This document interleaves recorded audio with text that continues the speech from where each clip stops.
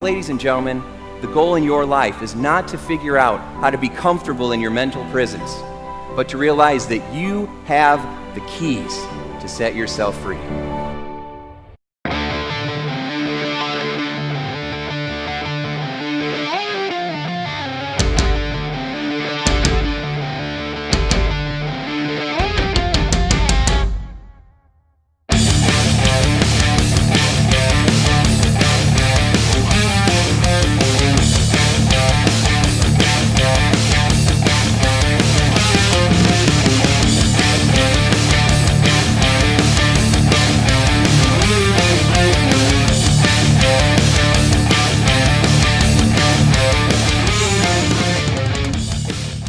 Hey everybody, welcome to How to Be Mesmerizing. It's Tim Shurr, and today we have another extraordinary guest with us. Tony Alessandra is with us. Tony, welcome to the program.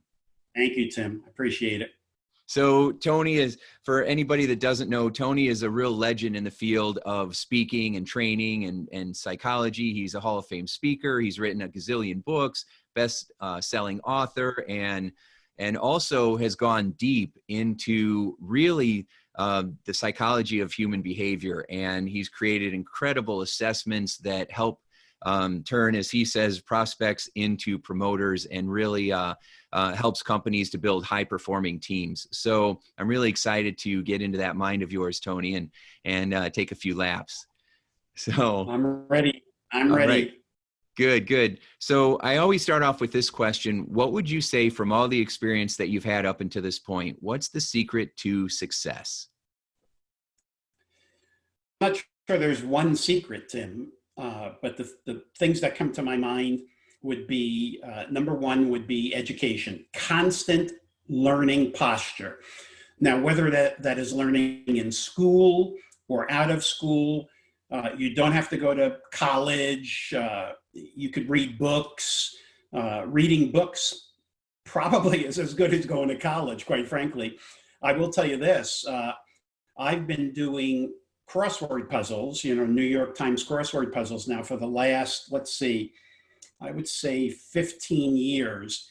And quite frankly, I think that is as good an education as I got in all of my 20 years of going to college.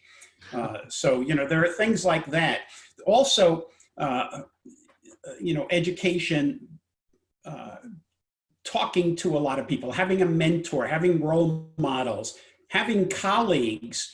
Like I do, a lot of the people that you have interviewed, everybody from Brian Tracy and Dennis Waitley, and I can go on, but, rubbing shoulders with them and asking them questions like, what got you to where you're at? What did you do? But back to your question, education, constant learning. I would say number two would be focus. There are too many people who are gifted, and I've seen many of them, who are scattered. They chase this, they chase that, they're all over the place. And as a result, they don't achieve what they possibly are able to achieve. So a good example, I had somebody talk to me about a year or so ago, and this woman introduced me to DISC assessments back in the late 70s, right? So she was into DISC at least before I was. So anyway, last year she's saying, Tony, I don't know why you are so far ahead of me in terms of, your career. And I said to her, it's because you are always chasing that shining object and not focusing on one thing. My whole career, I focused on, at least initially, being an educator. I was a university prof for 8.5 years, then professional speaking, and then my online assessment business. But that's my blinders. And, early in your career, regardless of what the career is, you're always looking for opportunity. When something comes to you, you want to jump on it and say yes. But as you become more and more successful, it's not how many times you say yes, it's how many times you say no, even to potentially good opportunities, because sometimes saying yes to a good opportunity that doesn't bring you further along in your vocation, career, goal, whatever, it's just going to take you off track. So education, focus. I really think that networking is absolutely crucial. I'm constantly on the phone with my colleagues, people like Jim Cathcart, Don Hudson, Mark Sanborn. I'm on the phone with these guys, and we're talking about, hey, what are you doing? What's working? What's not working? And you're always getting little insights. Now, I didn't try that. Let me try that. So this whole networking is absolutely crucial. So there's three things for you right there: education, focus, networking. That's brilliant, Tony. In fact, if people just did what you said right there, it would be a significant improvement in the results that they get, because that is, I mean, you really have nailed it. Everybody that I've interviewed and talked to as well is always talking about the importance of self-development, working on yourself, always growing, being focused. I love that. You're right. Entrepreneurs and business people love chasing shiny objects. And so, we go and we dig a bunch of 1-foot holes in the yard and never feel like we strike oil, and we end up tired and dirty at the end of the day.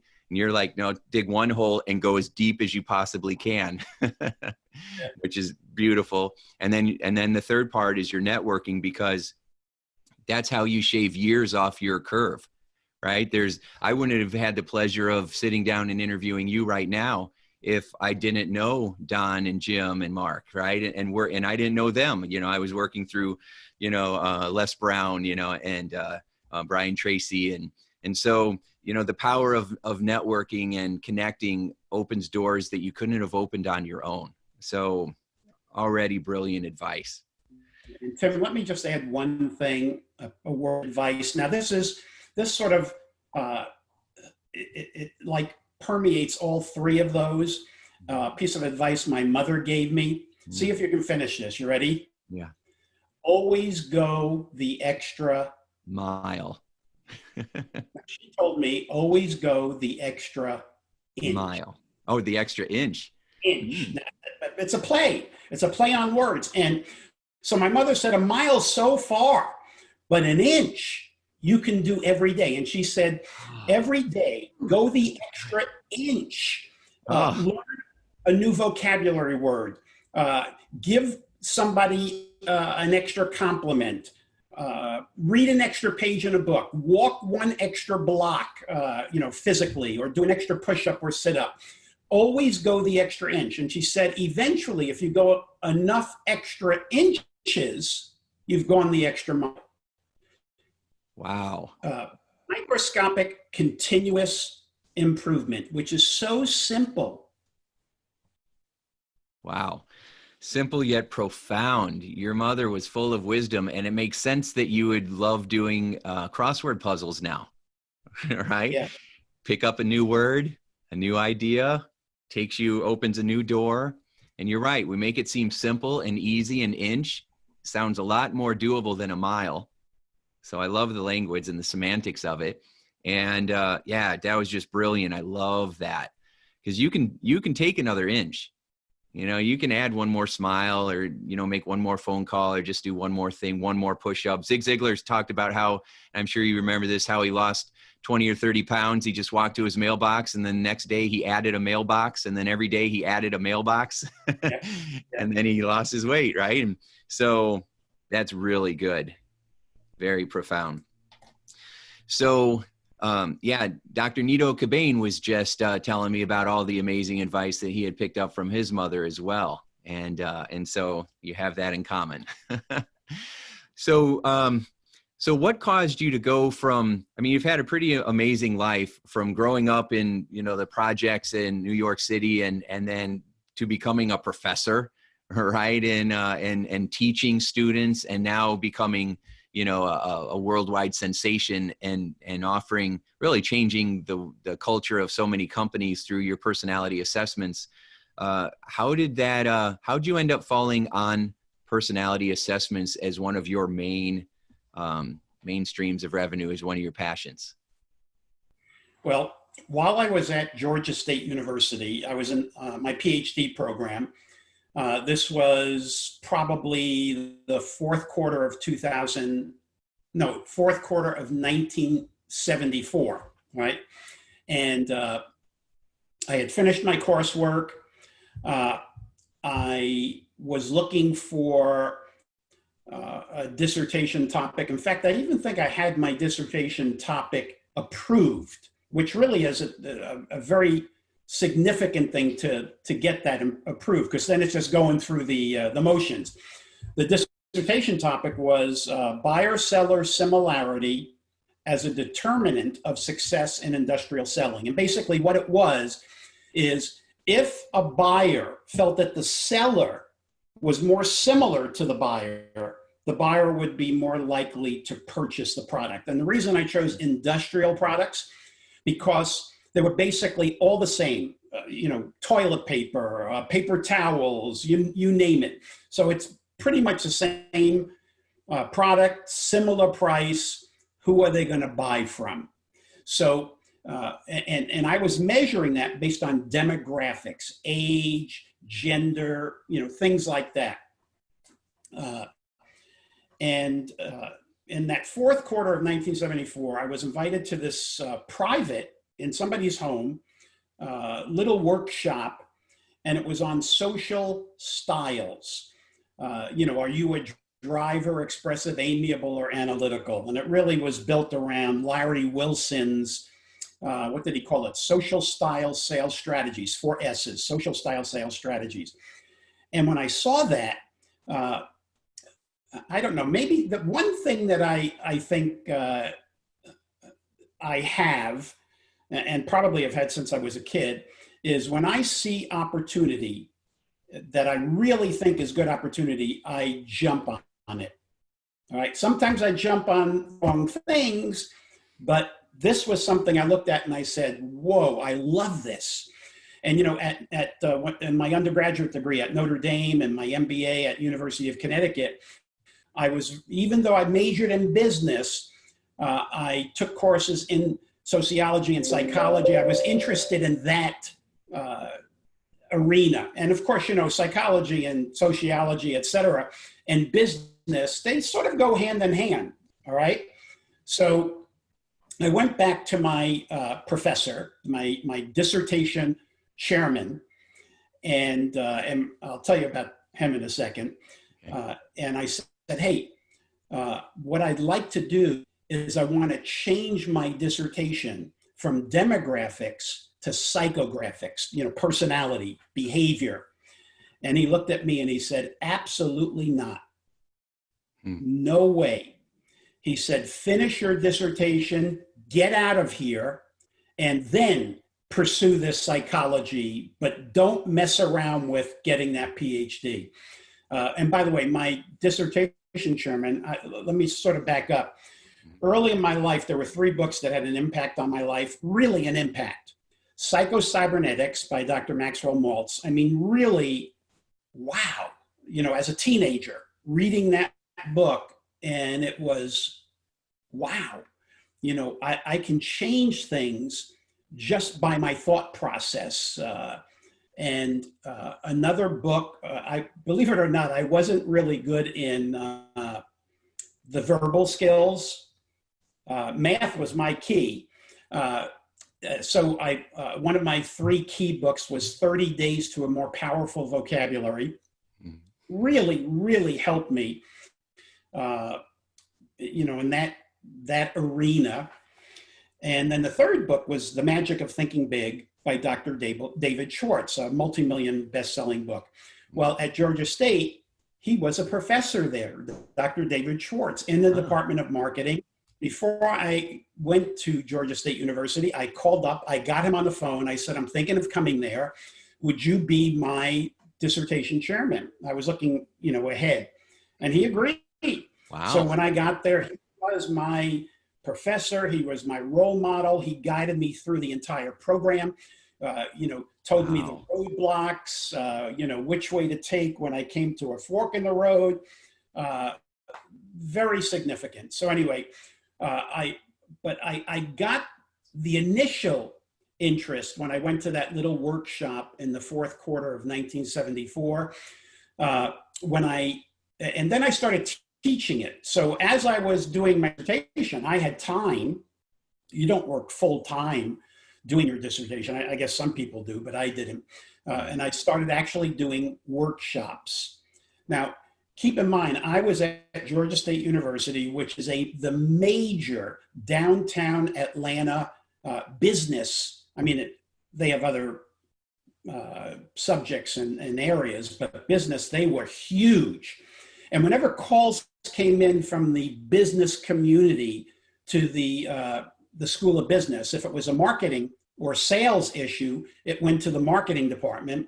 And if it was a sales issue, it actually came to me.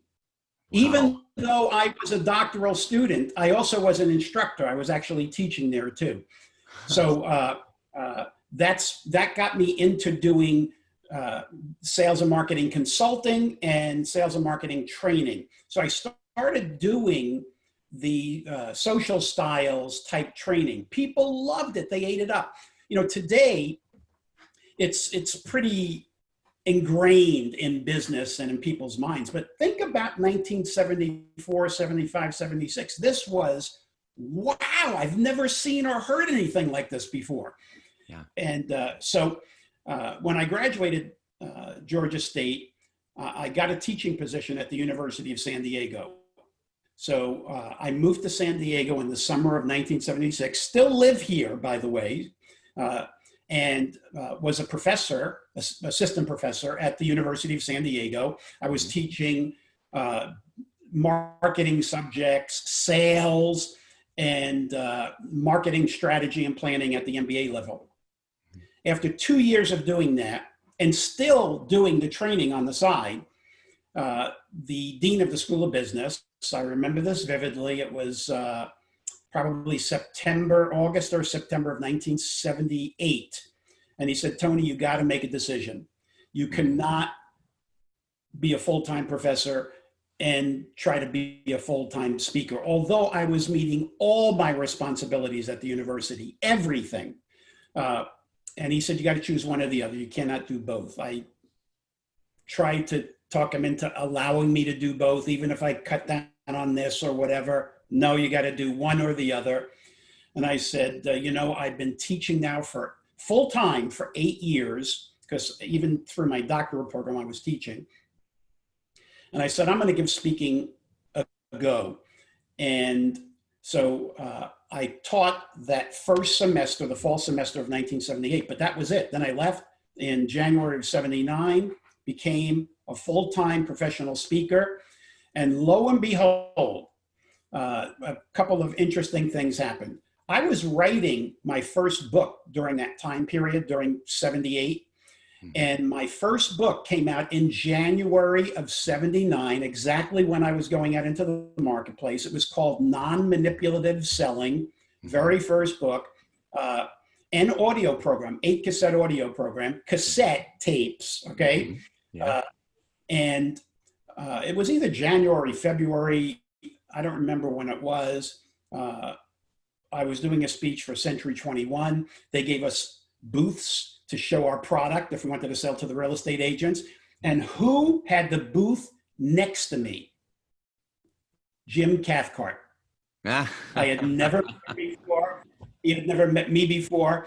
But during break, you know, he came up to my table. He was looking at my books. And he said, wow, you know, if I wrote a book on sales, this would be the book. He said, how about if I sell your book? Wow. And anyway, that was the beginning of a friendship that became an actual business partnership. We were partners through 1985. And then we kind of decided to go our own way.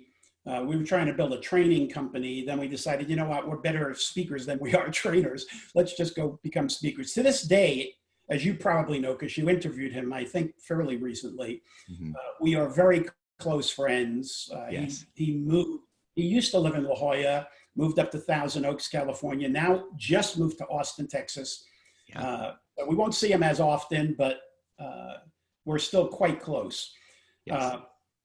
But that's how I sort of got into the personality styles, behavioral styles.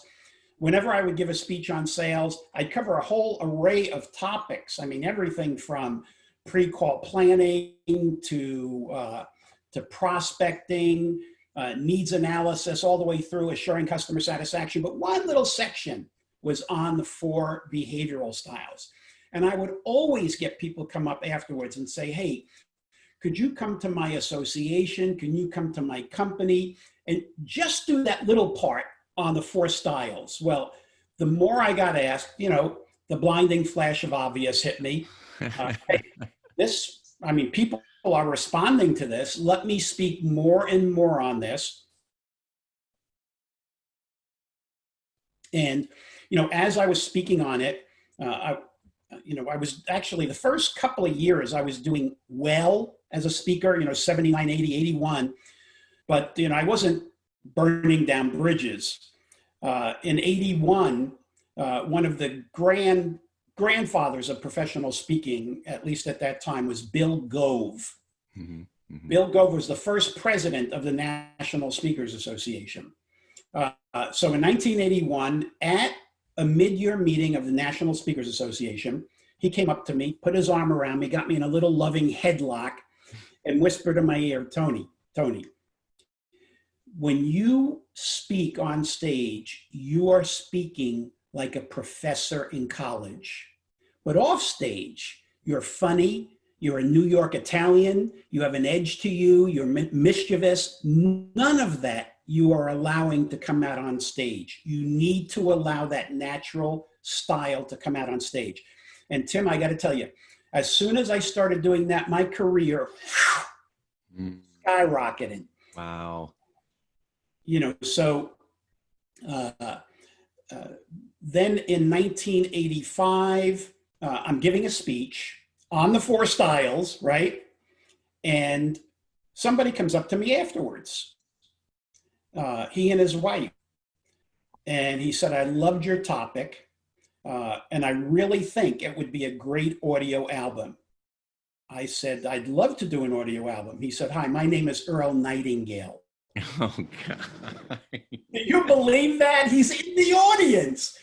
Oh, my gosh. That's crazy. I went to Jim Cathcart and I said, Jim, we're going to do an album. And we actually did it together. It sold over 250,000 copies over the years. So it was a runaway bestseller for Nightingale Conant. But, you know, that was a big push in my career. Yeah. And then in the late 80s, somewhere in the late 80s, again, I'm giving a talk. Somebody comes up to me and he said, I love the simplicity of your model. I love the visual aspect of the way you present these 4 styles. And what I'd like you to do is I'd like you to write a book with our VP of Research and Development. And it was the then president of Performax, or I think it may at the time have been Carlson Learning. Performax was the original company that created DISC. Mm-hmm. Then it was bought by Carlson Learning, bought by Enscape, and now bought by Wiley. But they came up to me and said, we'd love you to take your simplicity of that model and build it into the DISC assessment, which didn't have quadrants or anything at the time. Mm-hmm. And so we wrote that book. It was called People Smart. Mm-hmm. Tens upon tens of thousands of copies were given out to every DISC consultant at the time. Wow. But that got me into DISC. I mean, really I was certainly familiar with DISC. I was running at the time with my own Platinum Rule model, which was director, thinker, relator, and socializer. But DISC was much, much bigger worldwide, much more well-known. Mm-hmm. And little by little, I started gravitating toward that DISC model. And I will tell you, from 74 through 96, everything was paper-based. So all the assessments were paper-based. But in 96, I had what I thought was going to be my true bestseller, which it wasn't. My true bestseller was The Art of Managing People. But in 96, my book, The Platinum Rule, came out. And I decided to put the Platinum Rule assessment online. First time, 1996. I was having over 10,000 people a month taking it for free. My goal was to sell the book. Take the assessment, they get their report, and there's some copy there about buying the book if they wanted to dig in deeper. Mm-hmm.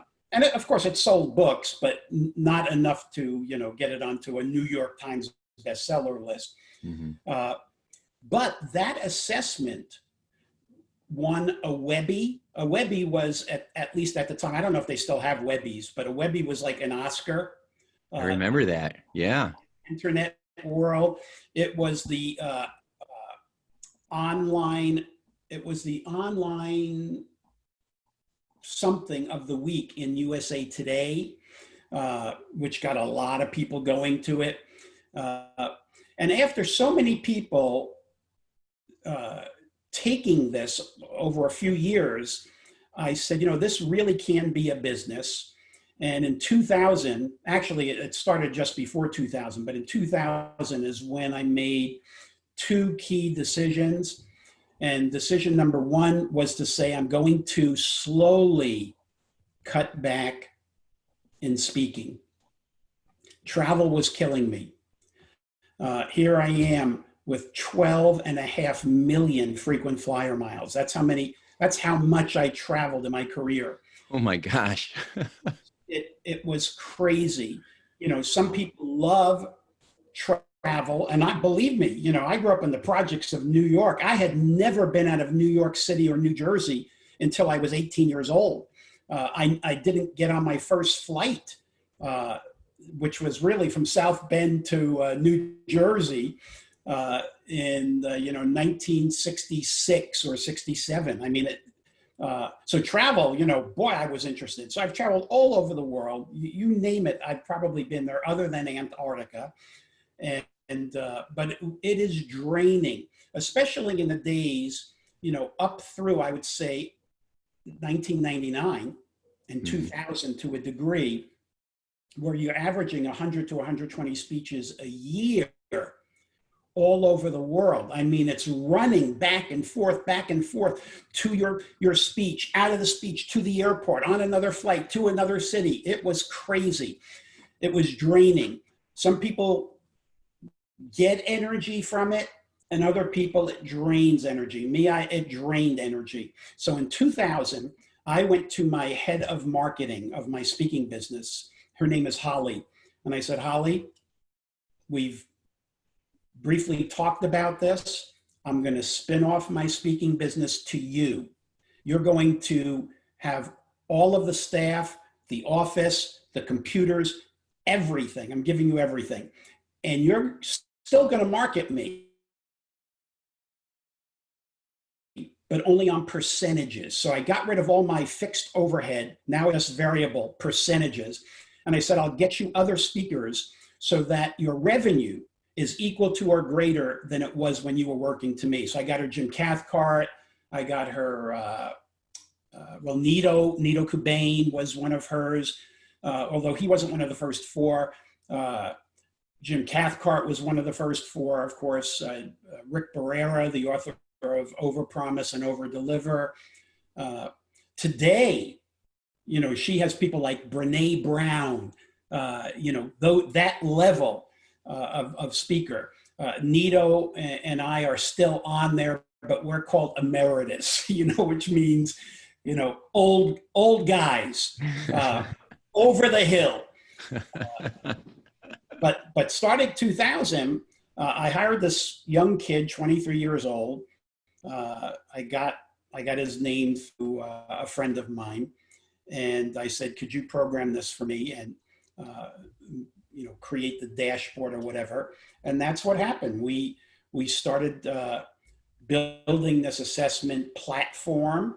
We lucked out that our first client was Ken Blanchard, the author of 1 Minute Manager. Sure, yeah. That gave us credibility, gave us a lot of revenue at the beginning and helped us along. And, you know, as that business grew, I slowly cut back on the number of speeches I was giving.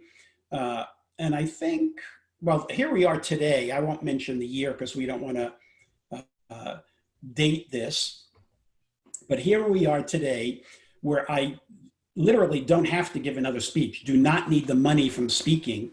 And quite frankly, the only time I really want to give a speech is only for either my assessment clients or to an organization, a big organization that can become an assessment client. And I won't even charge for that.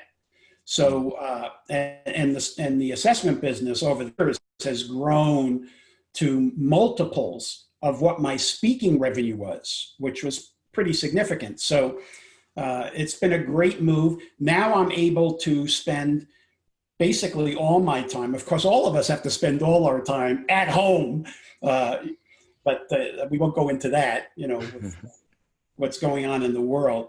But I don't have to travel anymore.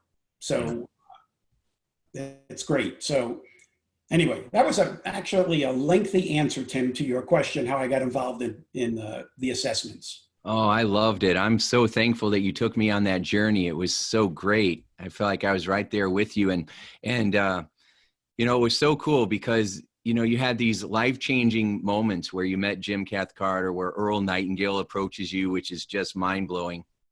And, and people will sometimes listen to that and say, well, you just got lucky. But you just talked about how you put 12 million miles in, right? Preparation plus opportunity equals success. And you prepared and prepared and prepared and worked hard to be in those situations. And then when opportunity arose, you leaned in. Sometimes people will get the opportunities, and because of their limiting beliefs and insecurities, they won't feel like they can measure up and they sabotage themselves, right? And so you were able to lean in. And then the third thing that I really enjoyed is that, how we sometimes think that the one thing that we're doing is going to be it. Like your one book was going to be your bestseller, and it ended up being something totally different. And, but you were still able to reach the destination that you kept holding in your mind, because you kept holding it in your mind and you kept going towards it. And that was pretty powerful stuff. Well, So one of the things people need to understand is at least for me, I kind of go with the flow of water wherever it's going. And I read, not literally, but the tea leaves. I listen to the market. Although the platinum rule was my baby, I realized this was going to be a much more important assessment. So I went that direction. I listen not just to my colleagues. We talked about networking and my colleagues, but I listen a lot to my customers. And my customers tell me what direction to take. They tell me what's working, what's not working. When we built our first assessment platform, we went to our customers and basically said, okay, here it is. Tell us what you like. Tell us what you don't like. Tell us what we left out. And when they came up with ideas that my partner and I now, that 23-year-old back in, is now 43. So, and he's my CEO now. So he really, grew with me and the company. But when we did the first platform, when somebody came up with an idea that we did not think about, we'd say, hey, let's add it, let's add it, let's add it. And we kept adding things. It's like taking a little strip mall and, when people are giving you ideas, you're adding, a story here, you're adding another story here, you're expanding this thing here, and then it becomes unwieldy. So what you want to do is then let's raise this whole shopping center and build from scratch what we had. And then we went to 2.0, 3.0, 4.0 over the years. And right now I'm hoping by the end of September, we'll have assessment platform 5.0. Wow. So we've rebuilt our assessment technology. This will be 5 times, much of it based on customers saying, if it only did this, or we love the way it does that, but, and, we listen, we evaluate it, and then do it. So Are there some trends that you're seeing lately where what are business people asking for now, or what is the biggest struggle that they're having? Well, right at this moment, it's about either keeping employees or hiring employees. And even hiring employees, if they've instead of letting an employee go, let's call them furloughed employees, which sort of is a temporary thing. So now the question is, a lot of these companies are now saying, okay, with the furloughed employees, which of those furloughed employees do I want to bring back, or should I look for new talent to replace some of those furloughed employees? So right now, there's a big to-do about hiring or keeping employees. So we have an assessment called Hire Sense, HIRESENSE. And Hire Sense is not an assessment. It's 3 assessments in one. So it's taking the DISC assessment, which measures how people do what they do. It's the Motivators assessment that measures why people do what they do. And what we call the Hartman value assessment, which measures your decision-making ability, your critical thinking. So how you do what you do, why you do what you do, and your critical thinking. And we allow people to create what's called a benchmark. A benchmark may be, let's just call it the ideal type of person we're looking for a job. Mm-hmm. Let's see, the ideal salesperson, the ideal CFO, whatever, the ideal administrative assistant. We create a benchmark, which is a objective benchmark based on those 3 assessments. And then when they have candidates take the Hire Sense, they could actually benchmark these candidates against against the benchmark, mm-hmm. and decide which ones come closest to that ideal hire. A lot of companies, when they're looking for, whether it's a salesperson or whatever, they may have 10, 20, 50 candidates. Do I interview all of them? I mean, do I have the time to do that? Mm-hmm. And with interviews, many people in an interview, a job interview, are coached. So they're putting their best foot forward. They send in their resume, Tim. A resume is like a balance sheet with no debits, right? It's only positive stuff, only assets. That's it. Recommendations from previous employers. Do you know it is, it's sort of in a sense like a minefield for a previous employer to say something negative about a past employee. So mm-hmm. There's so much subjectivity in the hiring process. Assessments bring in a sense of objectivity. Mm-hmm. You don't make a hire, no hire, promote, not promote based on assessments alone. No way. But just make it another piece of the puzzle, among other things. Yeah. So that's one of the things we're seeing right now is definitely a greater interest in this whole hiring process. Do I keep employees? Do I replace them? Do I hire new employees? And how do I do that so I can really get the best of the best? The other thing, which really is amazing that I've gotten out of the speaking business, is what has happened to the speaking business and what has happened to the meeting business in general. Right now, it is shut down. Mm-hmm. In terms of live face-to-face speaking. Everything has moved online.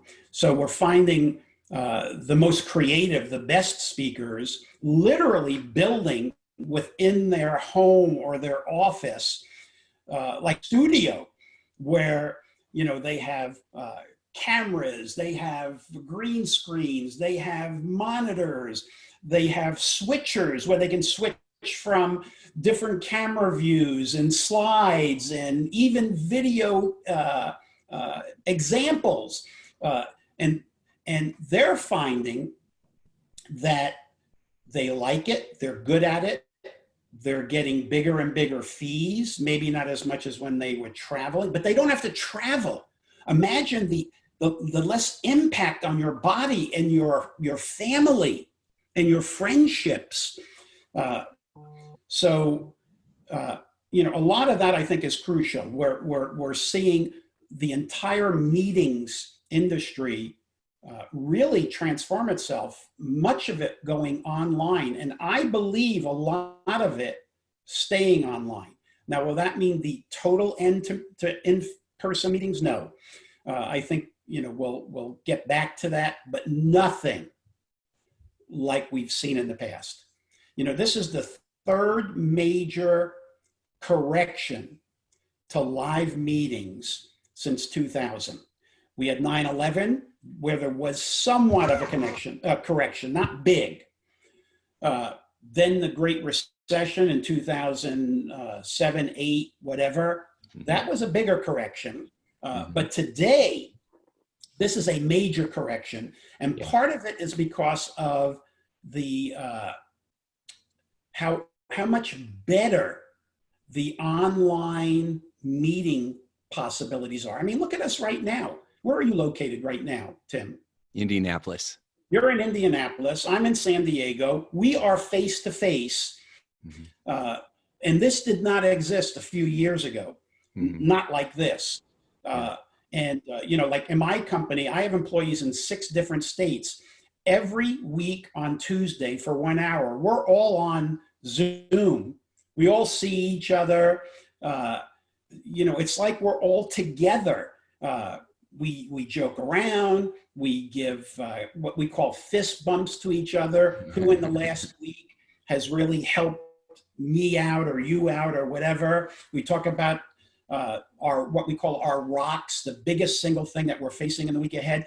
But every week we are meeting online, and we don't have to do that in purpose. We don't have to do that in person. Yeah. So that is a major shift. A lot more is happening online, and the online options are significant. For small little meetings, what we're doing here, like Zoom, is great. There are other options where there's bigger meetings, where you can see the audience, there can be interaction. It's amazing. So yeah, you're right. There's been much change, and now we really do live in a new world. And I don't think that it's ever going to go back to the way that it was. It's going to be forever shifted. And as we move it deeper into the 21st century, there's going to be a lot more of this virtual experience. Because if you can have the same kind of impact and make the same kind of money, and you don't have to be gone all the time, I mean, in the speaking world, that's amazing, right? Yeah. So let me take one step back real quick. So as you talked about leaders and what they're struggling with right now, this has changed as well, because before COVID-19, I do a lot of mesmerizing leadership programs, and my specialty is unconscious beliefs and bias. I spent 30 years understanding what drives us at an unconscious level. And I always appreciated personality assessments, because they give you a lot of amazing data without all the emotions or the subjectivity, laced on it. So it gives you really invaluable information and tools. Also, but as you said, and you're one of the most well-known authorities in the world on personality assessments. But even you said it's just one piece of it. Another piece of it is, being able to recognize the beliefs of leaders, because you can have all the information and data in the world and it doesn't change behavior, right? So one of the beliefs that I kept noticing over and over from leadership teams was, I'm too busy to train my people. I don't have time to develop my people. And one of the main goals of a leader is to grow your people. And the unconscious belief was, I don't have time to do that. I barely can get my own stuff done. And now we go from that belief to suddenly trying to lead remote teams. And so now, I'm just so curious where leaders are at with, you know, with that, which is why I asked you the question, because definitely, should we keep employees? Should we hire new employees? Should we bring our employees back? Should we ethically bring our people back, you know, because, you know, they were with us? All those questions come up. And now I'm just curious what the other beliefs are about how you manage people when you didn't feel like you had time before. Yeah, well, let me address this training issue. You know, there's an old saying in the speaking world, what if I train my people and they leave? Mm-hmm. The bigger issue is, what if I don't train them and they stay? You know, Right. and I have to subject them to my customers. But I will tell you, just like we were just chatting about the technology today, where we can have meetings like this, many speakers, including myself, we've gone to virtual training. I have a virtual training course called DISC Virtual Training, where I don't have to go out and do the program. Actually, the virtual training program, in my opinion, does a better program, or better, it does a better job of educating people on DISC than I would do in a live program, because you know, I made sure, you know, with scripting and everything, and my video recording, that all the pieces were there in the right places. But when I'm live on stage, it might not go that way. You know, it depends on, you know, the audience, the interaction. And, you know, would I spend a day or two with give and take, Q&A, quizzes with an audience? Probably not. But the DISC virtual training does just that. After every segment, and there's, I think, 60 something segments, all short, you know, anywhere from maybe a couple of minutes to maybe 12 minutes, maybe the longest, with everyone has quiz questions. And if you get it right, you know, I tell you, you got it right on screen. If you got it wrong, I explain why you got it wrong, go back and try again. I mean, this is the world we're in, the technology today to do this interactive. You can have training right now where you can say to somebody, here's the question, here's the scenario, pick what you think is the best way to approach this. They click on something, and then you come on the screen and say, well, you know, remember, this is the scenario. I'm not sure that would work because of so-and-so. Go back and try again. They go back, and or you could even give them video segments, you know, of actual actors who act out that process and show what's right and what's wrong. It's near impossible, really, to do that in a live program. You'd have to have actors there. They'd have to come up on stage. Are they doing the right thing? Did they remember everything? But, you know, in a virtual training program, all that is scripted and videoed and edited so that everything is just right. And many of my colleagues, you know, I'm sure Don Hudson has his virtual training on sales. Scott McCain has his on, Scott McCain and Shep Hyken have theirs on customer service, and it goes on and on. We all have our programs now that we actually can deliver without being there. Mm-hmm. So that's a way that we can actually train people. But I think companies and managers who are not devoting either the time, the energy, or the money to even put their people through virtual training, I think they're shortchanging themselves in the long run. Yeah, yeah. You know, I just signed up for something. What is it called? The Great Courses. Mm-hmm. Are you familiar with what I'm talking about? I am, yes. Uh-huh. And it used to be that you had to buy the DVDs, which was a pain for me to buy the DVDs. Now everything's online. Yeah. And they get the best professors in the world to do these lectures. And they're not, you know, the lectures may be 12 to 20 lectures on a topic. I just went through one that was the history of music, because I'm a music buff, especially growing up, in the 50s and 60s, the oldies. So it was good to watch how this guy took us through, really good with examples and music and history. This song, let me tell you a little bit about this artist. And, he would go in and whoa, I didn't know that about Dion and the Belmonts. Right. Or, Frankie Valli and the Four Seasons and what they went through. Yeah. And they must have, oh my God, 100 different courses. You can learn languages and, sociology, psychology, political science, you name it. These are the things that are available today, Tim, and they cost pennies compared to if you had to sign up for this course in college. Yeah. It's just crazy. They're charging what? $40,000, $50,000, $60,000 a year in tuition at some of the top schools, when you can get better professors from various universities around the world teaching those courses. And in a month, if you wanted to be really focused, in a month, you can do a semester's worth of work. Are you ready for this?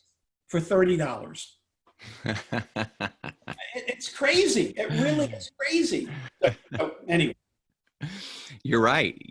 We live in an amazing time. We have this oracle called Google, and it has opened us up to extraordinary opportunities. And you might have just described the new future of college, right? The new future of how people educate themselves, because you can go through a 4-year program and end up in student loan debt and not really know much more than you did when you started. And so, to be able to sit down with some of the very best people in the world while they give this knowledge, and then to have it produced in a way that's so entertaining, in a way that's so captivating, that holds your attention. I mean, I don't know about you, but there was many times where I was doing the head nod sitting in class, listening to a professor or listening to somebody, or, that was brilliant, but maybe they're not a good communicator. Right. And so, so this was extraordinary. So, so last question then for you, with all the experiences that you've had, and I mean, this has just been a fantastic ride, as you've described all the things that you've been through. I mean, it's just been so much fun listening. If you could go back and talk to the little kid that you once were, little Tony, when he was maybe 7 or 10 years old, and go back and give him a little bit of advice, what would you give him? Because I think people need to really keep hearing this advice for their own little inner child side. So what advice would you give him about his future? Again, I would focus on the importance of education and paying attention, which I did not do as much as I should have. I've started on crossword puzzles a lot sooner, because quite frankly, I think what I learned in the last 15 years of doing crossword puzzles, and when I started, it was a struggle. I had to do the easiest ones. I wasn't even near the New York Times, did the easiest ones, and had to actually look up so many things.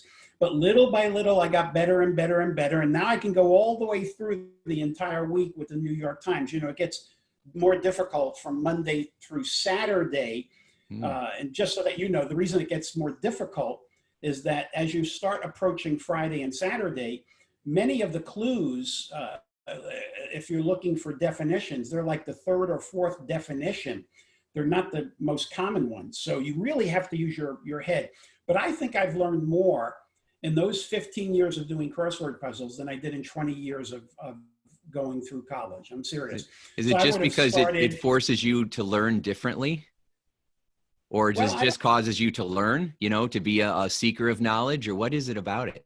Yeah, no, I think it's, first of all, it covers the gamut of everything from literature to business to you name it. I mean, it's just unbelievable. So it gives you that broad education in things, and you're not going to learn it in a year, but over a period of time, it's amazing how much better you get at these crossword puzzles as time goes on. And the way it makes you think, because you don't think necessarily necessarily, especially when you get into Thursday, Friday, or Saturday in the New York Times, you broaden those blinders to think of, okay, it could be this answer, but I gotta think broader and broader. It could mean this or this or this or this. The creative thinking process is amazing. So I would have started crossword puzzles a lot sooner. What else would I have told myself?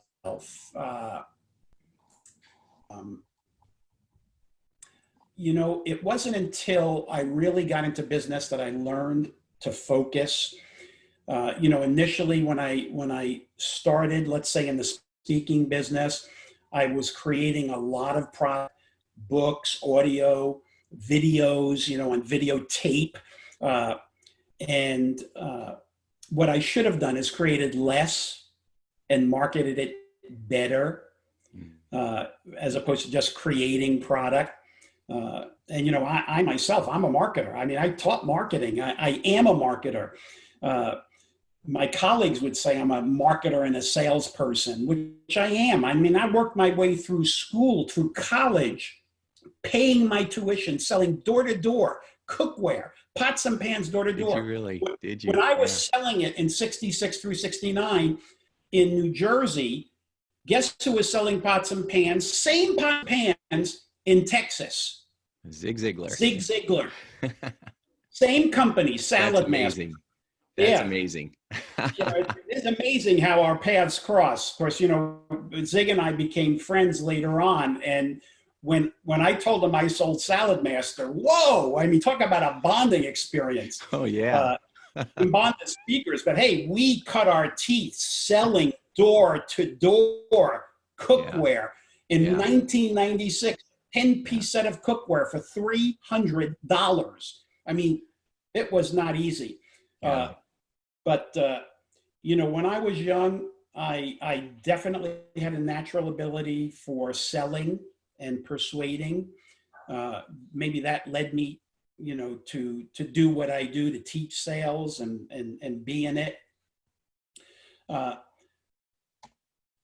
not sure if I would have told myself, other than get in the crossword puzzles, focus more on school, on learning and, paying attention to the teachers and not goofing off as much as I used to in school.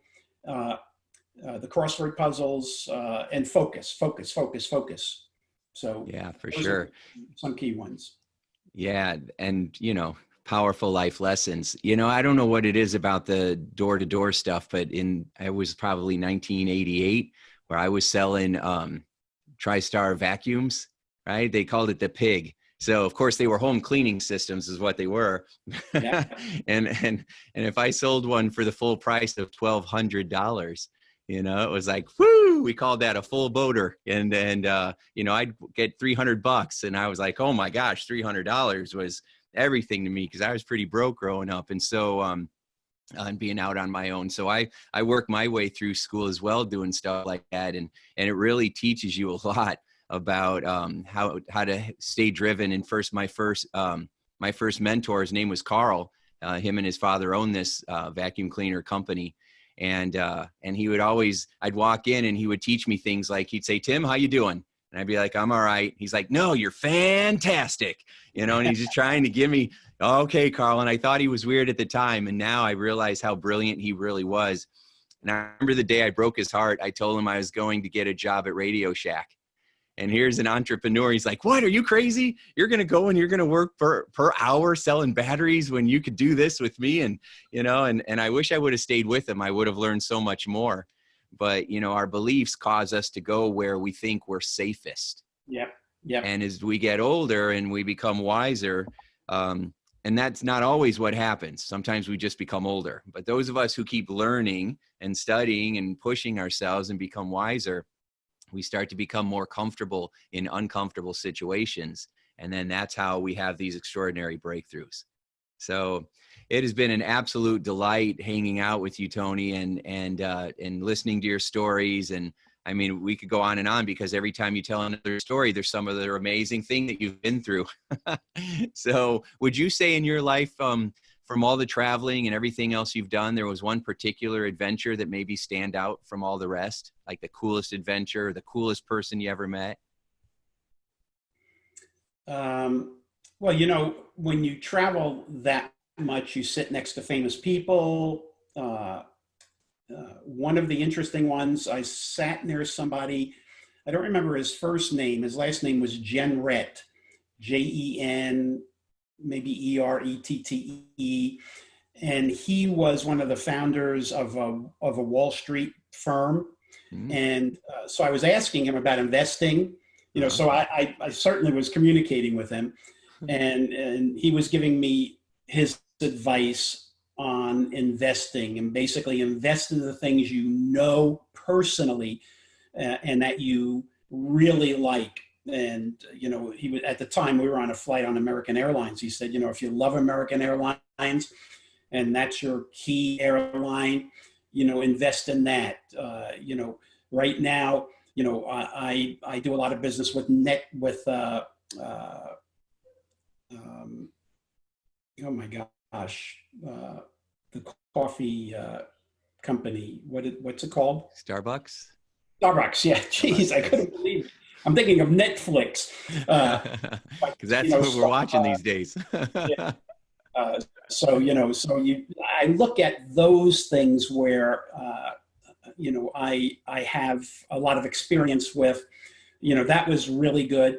As for traveling, I've been to incredible places, including, Reykjavik, Iceland. That was a really interesting experience, especially when somebody was taking us around the island and there were these colored rocks with little doors and everything, and windows painted on it. And they believe in these little elves. And they give food and, whatever. And wow, that was really incredible. I've seen movies now where you actually see that. But I will tell you, my one go-to place over the years is where I was born, which is Manhattan, New York City. And the reason I love New York City is I am New York City. You'll never take it out of me. I mean, I've lived in San Diego for so many years, over 40 years. I only lived in New York City, in the city itself, for 9 years. But the first 9 years, was it 9 years? Yeah, wait, 9, the first 12 years of my life, excuse me. Mm-hmm. So it really had that impact. But, with the theater, the restaurants, the shopping, the museums, love New York. So that's the place I would always sort of be my first choice to go to. But, we've been all over the world. I love Australia. I love the people of Australia. They are so positive and friendly. Tim, I don't know how old you are. You don't have to say it. But if you look at the way America was in the 50s and early 60s, that's the way Australia has been, even in 2000. The people are just so up and positive. I love the people there.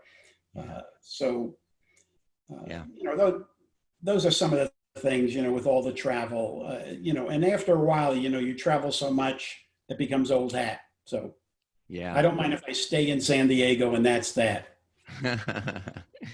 Well, that is beautiful. And Zac Efron actually has a show on Netflix where he was in Reykjavik, as if I'm saying that correctly, in Iceland, and showing the hot springs and the volcanoes and everything. So ironic, the things that you're bringing up, and I would just watch that with my family last night.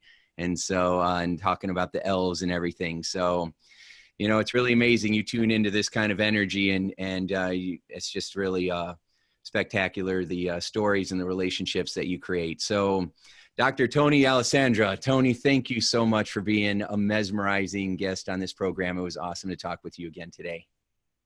Thanks for inviting me, Tim. I appreciate it. Absolutely. And so everybody, there you go. Wow, Tony, just nugget after nugget of amazing wisdom and insight. So make sure you visit his website, bring his assessments to your company and to your leadership teams, because he provides the 5.0 version. It's going to be extraordinary, and the links to all that are going to be in our show notes. So take what you've learned, share it with your friends, and make today mesmerizing. We'll talk to you soon. Hey, would you like more free tips on how to be a mesmerizing leader? Then check out MesmerizingLeadership.com, and also hang out with me on Facebook, Facebook.com/Tim Shurr. Thanks so much, and make your day a sure success. Hey, it's Tim Shurr. Would you like to learn my best secrets for how to be mesmerizing? Then head over to www.survivingtothriving.me. That's www.survivingtothriving.me. I'll see you there.